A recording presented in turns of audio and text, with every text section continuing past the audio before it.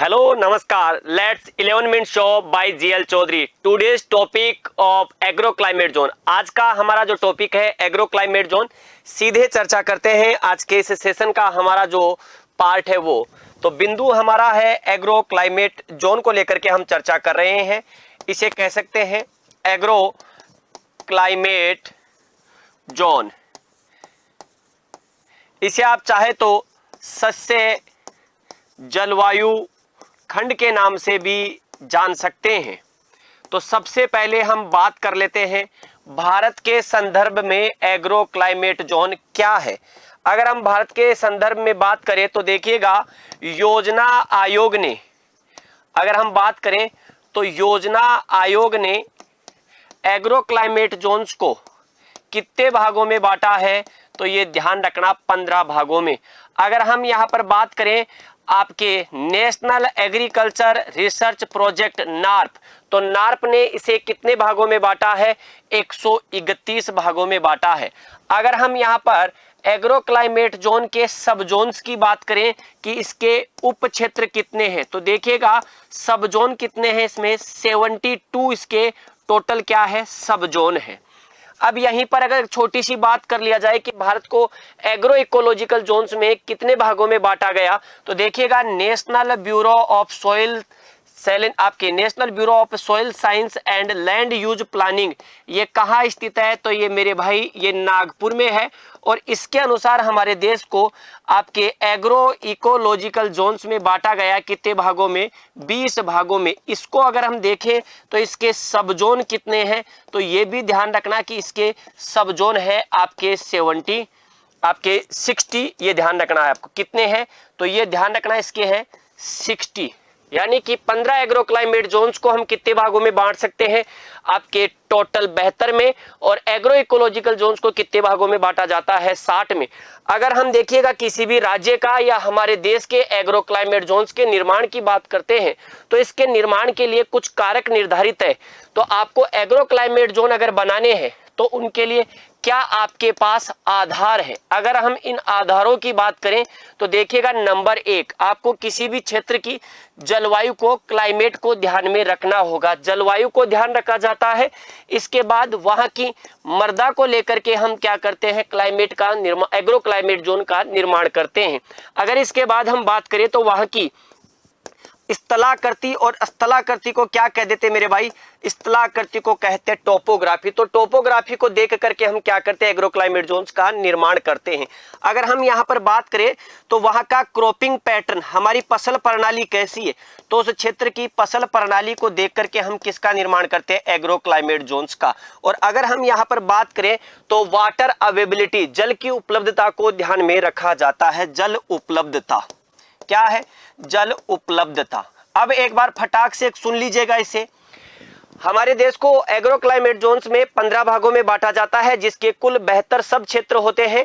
देश को agro ecological Jones में 20 भागों में बांटा जाता है, जिसके कुल 60 सब जोन होते हैं। एग्रो क्लाइमेट जोन को बनाने के लिए निम्नलिखित 5 बिंदुओं का ध्यान रखा जाता है। एग्रो क्लाइमेट जोन आखिरकार बनाए क्यों जाते हैं, तो कृषि क्षेत्र का व्यापक अध्ययन करने के लिए एग्रो क्लाइमेट जोन्स का निर्माण किया जाता है। तो ये आपको ध्यान रखना, कृषि का व्यापक अध्ययन करना, कृषि का व्यापक अध्ययन करना, तो कृषि का व्यापक और विस्तृत अध्ययन करने के लिए बनाए जाते हैं।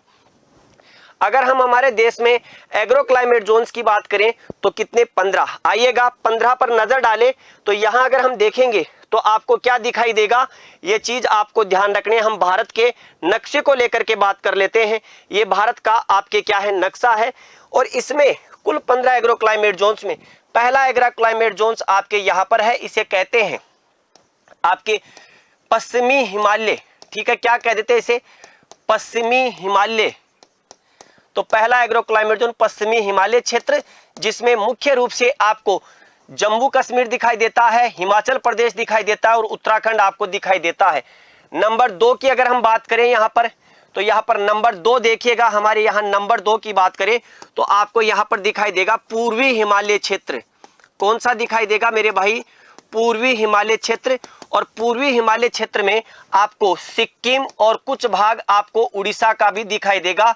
सिक्किम, उड़ीसा और वेस्ट बंगाल का भी कुछ भाग होता है। और इसके साथ लिख लीजिएगा 7 सिस्टर्स, यानी कि हमारे पूर्वी क्षेत्र की 7 राज्य इसमें आपके क्या है शामिल हैं। इसके बाद नंबर 3 पर बात करें तो यहाँ पर देखिएगा नंबर 3 यहाँ दिखाई देगा। नंबर 3 इसे कहते हैं निचला गंगा का मैदानी क्षेत्र। क्या कहते हैं इसे? निचला गंगा का मैदानी क्षेत्र। निचला गंगा का मैदानी क्षेत्र इसे कहा जाता है, ये ध्यान रखना, मैदानी क्षेत्र। इसके अंतर्गत विशिष्ट रूप से आपको वेस्ट बंगाल राज्य दिखाई देता है। इसके बाद आता है नंबर 4 जिसे कहा जाता है आपके मध्य गंगा का मैदानी क्षेत्र। ये रहा नंबर 4, मध्य गंगा का मैदानी क्षेत्र। मध्य गंगा का मैदानी क्षेत्र, इसके अंतर्गत अगर आप देखेंगे तो आपको यहाँ पर कुछ भाग यूपी का दिखाई देगा, आपको बिहार का भी कुछ पार्ट दिखाई देगा और यहाँ वेस्ट बंगाल का कुछ भाग दिखाई देता है। इसके बाद अगर हम बात करें तो नंबर 5 यहाँ पर आता है और इसे कहते हैं ऊपरी गंगा का मैदानी क्षेत्र। क्या कहते हैं? ऊपरी गंगा का मैदानी क्षेत्र। और ऊपरी गंगा के मैदानी क्षेत्र की जब बात करते हो तो यहाँ पर आपको यूपी भी दिखाई देगा, ये ध्यान रखना है आपको, ठीक है।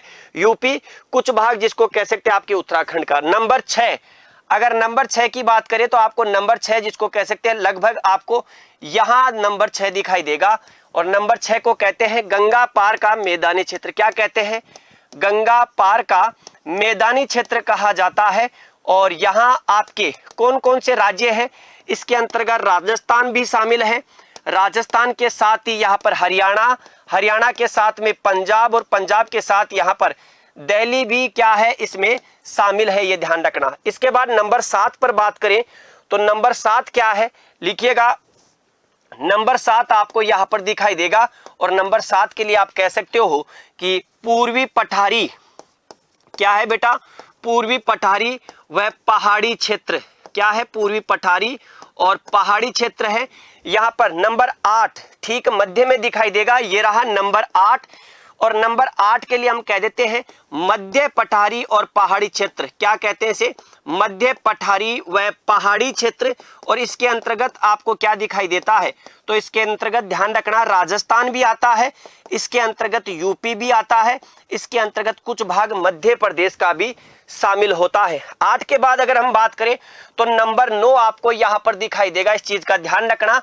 और नंबर 9 को क्या कहते हैं? यहाँ पर कहा जाता है पूर्वी, मध्य और पश्चिमी। इसे कहा जाता है पश्चिमी पठारी और पहाड़ी क्षेत्र। पश्चिमी पठारी और पहाड़ी क्षेत्र। इसके अंतर्गत अगर आप देखेंगे तो महाराष्ट्र वाला क्षेत्र मुख्य रूप से दिखाई देता है। इसके बाद आता है नंबर 10 और 10 नंबर कहां पर है? तो 10 नंबर आपके यहाँ पर केरला कर्नाटका वाला भाग जो है और इसे कहते हैं दक्षिणी पठारी। क्या कहते हैं मेरे भाई? दक्षिणी पठारी व पहाड़ी क्षेत्र के नाम से इसे जाना जाता है। और इसके बाद में आता है 11 नंबर जो कि क्या दिखाई देगा आपको, ये ध्यान रखना। 11 नंबर में, 11 नंबर में आप क्या आता है? पूर्वी पठारी। क्या आता है? ये पूर्वी घाट व आपके पहाड़ी क्षेत्र, पूर्वी घाट और पहाड़ी क्षेत्र आते हैं। और नंबर 12 आपके यहां पर आ जाएगा, इसे कहते हैं पश्चिमी घाट।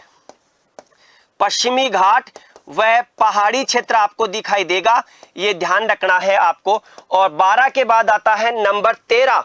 13 में क्या आता है ये ध्यान रखना। नंबर 13 में गुजरात आता है। यहां पर कहा जाता है गुजरात का मैदानी व पहाड़ी क्षेत्र, व पहाड़ी क्षेत्र आपको दिखाई देगा, पहाड़ी क्षेत्र। इसके बाद अगर हम बात करें नंबर 14 बहुत इंपॉर्टेंट हो जाता है। 14 यहां पर है और ये कहां है? पश्चिमी राजस्थान का शुष्क भाग, ये ध्यान रखना आपको। तो पश्चिमी शुष्क मैदानी भाग, तो ये ध्यान रखना यहां पर क्या है? पश्चिमी शुष्क मैदानी भाग। और यहां अगर हम बात करें नंबर 15 तो यहां पर ध्यान रखना नंबर 15 में क्या दिखाई देगा आपको? ये नंबर 15 में दिखाई देता है हमारा आपके जो आइसलैंड क्षेत्र है वो हमारे दिखाई देते हैं, जिसमें केंद्र शासित प्रदेश जैसे अंडमान निकोबार द्वीप समूह।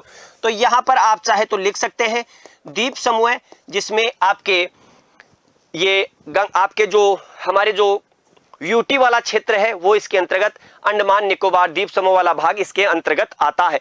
तो ये हमारे 15 एग्रो क्लाइमेट जोन्स है। यूपी अगर देखा जाए तो भारत के संदर्भ में 4 एग्रो क्लाइमेट जोन्स में उपस्थित है और भारत के संदर्भ में बात करें तो राजस्थान 3 में है। यहां पर अंत में बात कर लेते हैं, देखिएगा राजस्थान भारत के 3 एग्रो क्लाइमेट जोन में उपस्थित है, ये ध्यान रखना है। कहां? 3 में उपस्थित है। और 3 के संदर्भ में बात किया जाए तो ये ध्यान रखना, एग्रो क्लाइमेट जोन 6 ACZ जिसे ट्रांस गंगाटिक मैदानी क्षेत्र कहते हैं। इसके बाद में आता है 8 जिसको हम कहते हैं मध्य पठारी और पहाड़ी क्षेत्र, ये ध्यान रखना राजस्थान का इसमें आपको भाग दिखाई देगा। इसके बाद आता है नंबर 14 जो कि हमारा पश्चिमी मैदानी भाग है। राजस्थान का मैक्सिमम भाग, अधिकांश भाग इसमें आता है। हमारा पूर्वी राजस्थान इसमें दिखाई देगा और विशिष्ट रूप से आपके गंगानगर, ये ध्यान रखना गंगानगर जिसको कह सकते हैं इसमें आएगा, गंगानगर और हनुमानगढ़ आपके इसमें दिखाई देता है। तो ये था आज का हमारा भारत के संदर्भ में मुख्य 15 एग्रो क्लाइमेट जोन और 20 एग्रो इकोलॉजिकल जोन। तो आज के हमारा ये 11 मिनट का शो पूरा होता है, कैसा लगा जरूर बताइएगा। धन्यवाद, जय हिंद, जय भारत।